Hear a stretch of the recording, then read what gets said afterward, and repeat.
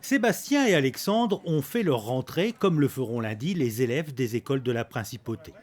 Ils sont au jardin d'éveil implanté sur la promenade du Larvoto, dans l'ancienne halte garderie, une structure d'accueil pour les enfants âgés de 2 à 3 ans. Si le bâtiment existait, le concept lui a changé.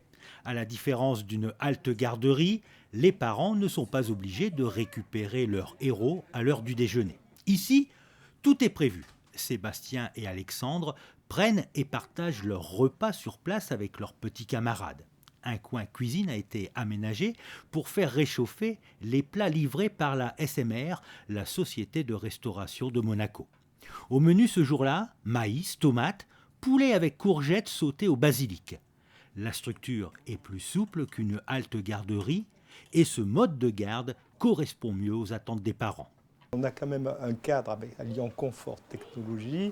Et je pense que tout le monde va rentrer dans le jeu et puis va utiliser ce mode de garde. Et puis il ne faut pas oublier qu'aujourd'hui, nous avons une capacité d'accueil dans les crèches collectives de Monaco qui est suffisante, mais nous avons des quartiers qui sont mal lotis. C'est donc le quartier de Monte-Carlo où il va y avoir dans 3-4 ans une nouvelle crèche collective au Testimonio 2. Mais en attendant, il y a une mauvaise répartition. Donc, il y a aujourd'hui 21 places de crèche collective en mode jardin d'éveil. Et donc, ça va pouvoir soulager les habitants, les résidents de la Principauté qui habitent dans le quartier ou qui travaillent dans le quartier. Ici sont proposées aux petits loups des activités favorisant l'éveil et l'autonomie. Ces locaux de 500 mètres carrés sont aménagés en plusieurs espaces. Des espaces pour les jeux libres, pour les jeux d'imitation et pour les activités de psychomotricité. Et bien sûr, il y a un coin pour la sieste.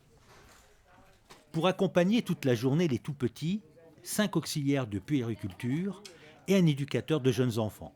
C'est lui qui met en place des activités selon les capacités et les besoins de ses enfants. Ce nouveau lieu, géré par la mairie, a pu voir le jour aussi grâce à la générosité du club allemand international de Monaco. Ce club a financé l'aménagement de la cuisine, les différents travaux d'aménagement et l'achat de mobilier.